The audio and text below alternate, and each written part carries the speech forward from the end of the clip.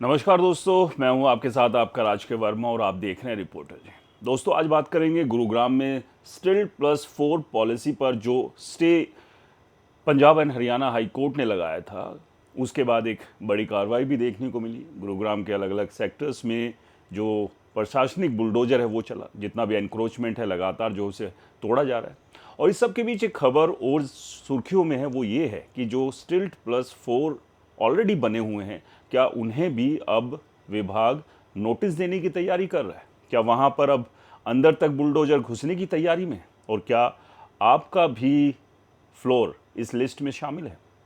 दोस्तों, इस वीडियो को अंत तक देखिए, क्योंकि तमाम जो सवाल हैं उनके जवाब इस वीडियो में मिलने वाले हैं। और वीडियो पसंद आए तो इसे लाइक करें, शेयर करें और आपके अपने चैनल को सब्सक्राइब और फॉलो करना बिल्कुल मत भूलिए। तो चलिए बगैर देर किए शुरू करते हैं कि आखिरकार पूरा माजरा क्या है कि स्टिल+4 पर हाई कोर्ट के बैन के बाद क्या ऑलरेडी जो एग्जिस्टिंग स्टिल+4 के जो फ्लोर्स हैं उन पर भी कोई कार्रवाई की तैयारी चल रही है, और अगर चल रही है तो वो क्या है?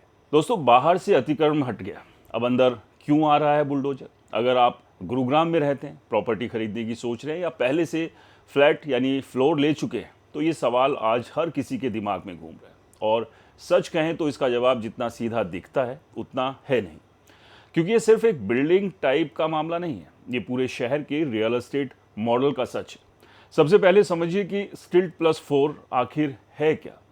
सीधे शब्दों में स्टिल्ट मतलब ग्राउंड फ्लोर जो पूरी तरह खाली रहेगा और सिर्फ पार्किंग के लिए इस्तेमाल होगा। उसके ऊपर 4 फ्लोर यानी 4 मंजिल जहां लोग रहेंगे।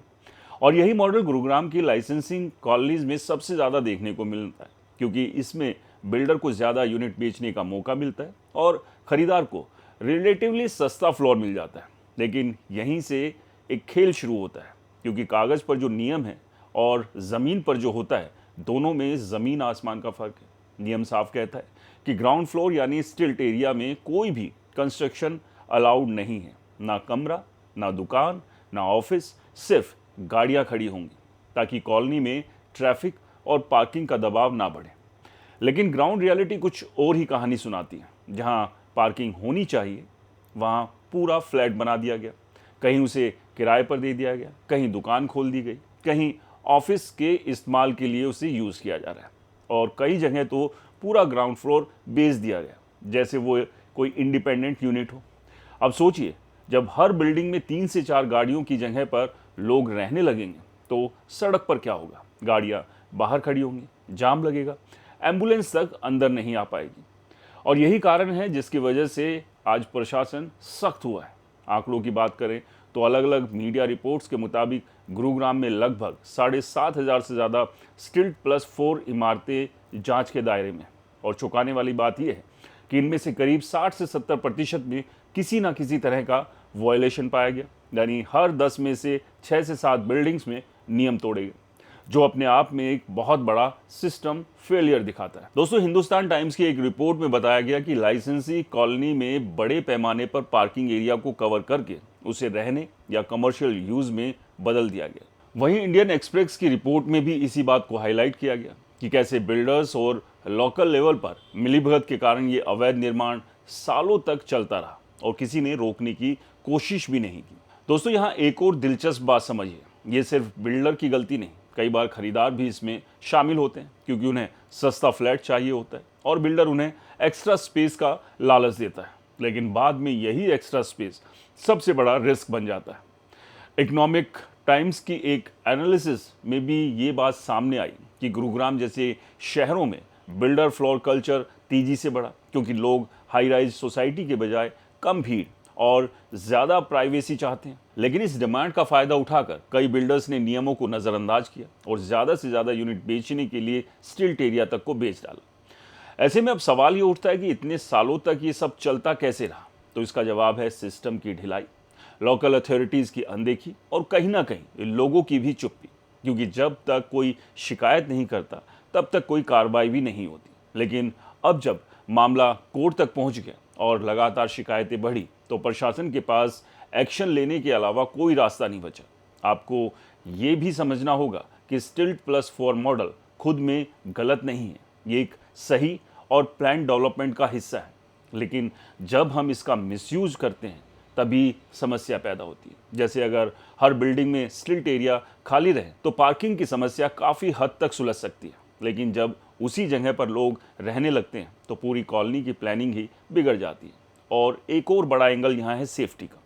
अगर ग्राउंड फ्लोर पर कंस्ट्रक्शन हो जाता है तो फायर सेफ्टी नॉर्म्स भी वायलेट होते हैं, इमरजेंसी एग्जिट ब्लॉक हो जाते हैं और किसी भी हादसे में जान जाने का खतरा लगातार बना रहता है और ये कई गुना तक बढ़ जाता है। दोस्तों, यही वजह है कि अब प्रशासन इस मामले को सिर्फ लीगल कंस्ट्रक्शन नहीं बल्कि पब्लिक सेफ्टी इशू के रूप में देख रहा है। कुल मिलाकर कहानी बहुत साफ है। जो जगह गाड़ियों के लिए बनी थी वहाँ लोग रहने लगे, जो नियम कागज़ पर थे उन्हें ज़मीन पर तोड़ा गया और अब जब सिस्टम जागा तो कार्रवाई होना तय है। इसलिए आज अगर कोई ये सोच रहा है कि मेरे घर के अंदर कौन आएगा तो उसे ये समझना होगा कि ये सिर्फ उसका घर नहीं है, ये पूरे शहर की प्लानिंग का मामला है। और जब 7500 से ज़्यादा इमारतों में एक ही तरह की गड़बड़ी मिलती है तो कार्रवाई भी उसी स्तर पर होंगी। दोस्तों, अंत में बस एक लाइन में समझ लीजिए, स्टिल्ट प्लस 4 का असली नियम सिंपल है, नीचे गाड़ी ऊपर घर। लेकिन गुरुग्राम में नीचे भी घर बना दिए गए और अब उस गलती की कीमत चुकाने की तैयारी हो रही है। अब दोस्तों, सवाल ये है, अचानक इतना बड़ा एक्शन क्यों? कल तक सब चल रहा था, आज अचानक बुलडोजर क्यों? यही वो सवाल है जो आज हर गुरुग्राम के फ्लोर ओनर, बिल्डर और खरीदार के दिमाग में घूम रहे हैं। और सच ये है कि कोई अचानक लिया गया फैसला नहीं बल्कि ये कई सालों से जमा हो रहे प्रेशर, शिकायतों और सिस्टम की मजबूरी का नतीजा है। सबसे सीधा जवाब है high court plus public pressure. क्योंकि जब लोकल लेवल पर शिकायतों का समाधान नहीं हुआ, जब कॉलोनीज में पार्किंग की समस्या बेकाबू हो गई, जब एम्बुलेंस तक अंदर नहीं आ पा रही, जब लोग आरटीआई डाल कर पूछ रहे हैं कि आखिर ये अवैध निर्माण रोका क्यों नहीं जा रहा, तब मामला पहुंचा Punjab and Haryana high court के पास। और दोस्तों, कोर्ट ने साफ शब्दों में कहा, रूल्स तोड़े हैं तो एक्शन होगा। यानी अब कोई बहाना नहीं चलेगा।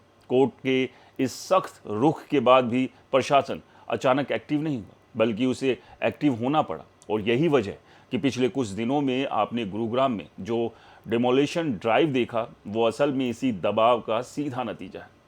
दोस्तों, आंकड़ों की बात करें तो ये सिर्फ 5 दिनों, 6 दिनों, एक हफ्ते के अंदर हज़ारों मकानों के बाहर से अवैध अतिक्रमण हटाने की कार्रवाई नहीं, जिसमें गेट के बाहर बनाए गए रैम्प्स, एक्सटेंशंस, अवैध शेड्स, सड़क पर कब्जा, सब कुछ शामिल था। और सबसे बड़ी बात ये रही कि इस बार सेलेक्टिव एक्शन नहीं हुआ बल्कि वीआईपी, नेता, रिटायर्ड अफसर, यहाँ तक कि स्थानीय पार्षदों के घरों के बाहर से भी अतिक्रमण हटाया गया। यानी इस बार मैसेज साफ था, कोई भी नियम से ऊपर नहीं है। टाइम्स ऑफ इंडिया की रिपोर्ट के मुताबिक इस ड्राइव में हज़ारों लोकेशंस पर कार्रवाई की गई और डीटीपी विभाग ने इसे पहला चरण बताया। यानी जो आपने देखा वो सिर्फ शुरुआत थी, असली एक्शन अभी बाकी है। अब समझिए असली गेम। बाहर के बाद अब अंदर की बारी क्यों आई? बाहर का अतिक्रमण हटाना कंपैरेटिवली आसान था, लेकिन असली वायलेशन तो बिल्डिंग के अंदर है, जहां पार्किंग एरिया को कवर करके फ्लैट बना दिया गया। और जब तक उस पर एक्शन नहीं होगा तब तक पूरा मकसद अधूरा रहेगा। इस वजह से अब डीटीपी यानी department of town and country planning ने एक बड़ा प्लान तैयार किया जिसमें पूरे गुरुग्राम को सिस्टमेटिक सर्वे किया जाएगा। हर स्टिल्ट प्लस 4 बिल्डिंग की जांच होगी और ये देखा जाएगा कि किसने पार्किंग एरिया में इल्लीगल कंस्ट्रक्शन किया है।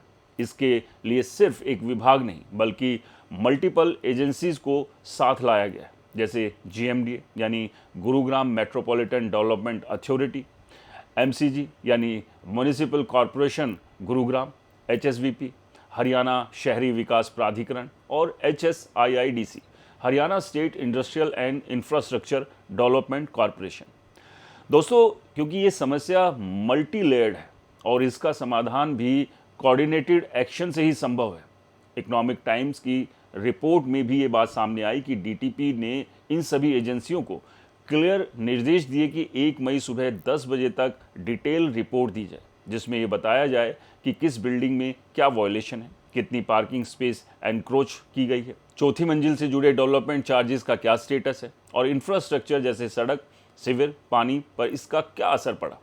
अब यहाँ एक और इम्पॉर्टेंट बात समझिए, ये सिर्फ डेमोलिशन की कहानी नहीं, ये डॉक्यूमेंटेशन और अकाउंटेबिलिटी की भी कहानी। क्योंकि जब हर बिल्डिंग का डेटा रिकॉर्ड में आ जाएगा तब किसी के लिए भी बचना मुश्किल हो जाएगा। दोस्तों, डीटीपी के अधिकारियों के अनुसार सर्वे के बाद सबसे पहले नोटिस जारी किए जाएंगे जिसमें प्रॉपर्टी ओनर्स को मौका दिया जाएगा कि वो खुद अपने इलीगल कंस्ट्रक्शन को हटाए और बिल्डिंग को ओरिजिनल प्लान के अनुसार रिस्टोर करे। लेकिन अगर उन्होंने ऐसा नहीं किया तो फिर सीधा बुलडोजर एक्शन होगा, यानी इस बार वार्निंग के बाद डायरेक्ट एक्शन। दोस्तों, आंकड़ों के हिसाब से अगर 7500 प्लस बिल्डिंग जांच के दायरे में है तो मान लीजिए 60% में भी वायलेशन है तो करीब 4500 से ज़्यादा बिल्डिंग्स पर कार्रवाई हो सकती है। यानी ये कोई छोटा मोटा ड्राइव नहीं होगा, बल्कि ये एक मैसिव सिटी वाइड ऑपरेशन बनने जा रहा है। अब सवाल ये भी है कि एक्शन सिर्फ दिखावे के लिए है या सच में एंड तक जाएगा? तो इसका जवाब भी कोर्ट के रुख में छिपा है, क्योंकि इस मामले की अगली सुनवाई तय है और अधिकारियों को अपनी प्रोग्रेस रिपोर्ट पेश करनी है। यानी इस बार फाइल बंद करके मामला दबाने का ऑप्शन नहीं है। कुल मिलाकर कहानी बहुत क्लियर है दोस्तों। पहले लोगों ने नियम तोड़े, फिर सिस्टम ने आंख बंद की, फिर जनता ने आवाज़ उठाई, मामला कोर्ट पहुंचा और अब सिस्टम को मजबूरन सख्ती दिखानी पड़ रही। इसलिए जो लोग ये सोच रहे हैं कि शायद मेरे घर तक बात नहीं पहुंचेगी, उन्हें ये समझ लेना चाहिए कि इस बार मामला इंडिविजुअल नहीं, सिस्टमेटिक है। और जब एक्शन सिस्टमेटिक होता है तो उसका दायरा बहुत बड़ा होता है। तो दोस्तों, अंत में एक लाइन और समझिए यहाँ पर। पहले अतिक्रमण हटाया गया, अब असली इलीगल कंस्ट्रक्शन की बारी है और इस बार खेल आधा नहीं रुकेगा, ये लंबा जाएगा। तो जाहिर सी बात है, जिस तरह का ड्राइव अभी तक के सेक्टर्स में आपने घरों के बाहर देखा, अब ये घरों के अंदर तक जाने वाला है। यानी कि स्टिल्ट प्लस 4 पॉलिसी के तहत जो फ्लोर्स बने थे उसके बेसमेंट को अब विभाग के अधिकारी भीतर तक जाकर जांचेंगे और जहां जहां वायलेशन होगा वहां पर कार्रवाई भी होगी। लेकिन इस सब के बीच एक सवाल और भी है जो लोग अक्सर उठाते हैं, वो ये है कि जो बड़े बिल्डर्स हैं, जिनके शॉपिंग मॉल्स हैं या बड़े बड़े हाई राइज हैं, वहाँ पर जो वायलेशन होता है उसको लेकर सिस्टम आखिरकार आंखें क्यों मूंदे रहता है? वहाँ पर इस तरह की कार्रवाइयाँ नहीं देखने को मिलती, लगातार शिकायतें भी होती है, लेकिन उनके ऊपर बुलडोजर या पीला पंजा नहीं चलता है। ये शिकायत लगातार लोगों की भी रही है और न केवल ये शिकायत है, अगर ग्राउंड रियलिटी की बात करें तो ये हकीकत भी है कि बड़े मगरमच्छ पर सिस्टम, सरकार भी हाथ डालने से क्यों बचता है। तो ऐसे में जहाँ बात थी कि यहाँ पर इंडिविजुअल्स पर कार्रवाई नहीं हो रही है, तो ऐसे में बड़े जो प्लेयर्स हैं उनको भी इस शिकंजे में लेने की ज़रूरत है। तभी एक सही मैसेज सोसाइटी के बीच जाएगा कि यहाँ अब सिलेक्टिव नहीं, यहाँ सभी का नंबर आएगा। तो दोस्तों, आपको क्या लगता है इस कार्रवाई को लेकर? आप क्या सोचते हैं? हमें कमेंट्स कर ज़रूर बताएं। वीडियो पसंद आया तो इसे लाइक करें, शेयर करें। हमारे चैनल को सब्सक्राइब और फॉलो करना बिल्कुल ना भूलें, क्योंकि रियल एस्टेट से जुड़ी हुई रियल स्टोरीज़ आपको सिर्फ और सिर्फ रिपोर्टर जी पर ही देखने और सुनने को मिलेगी। नमस्कार।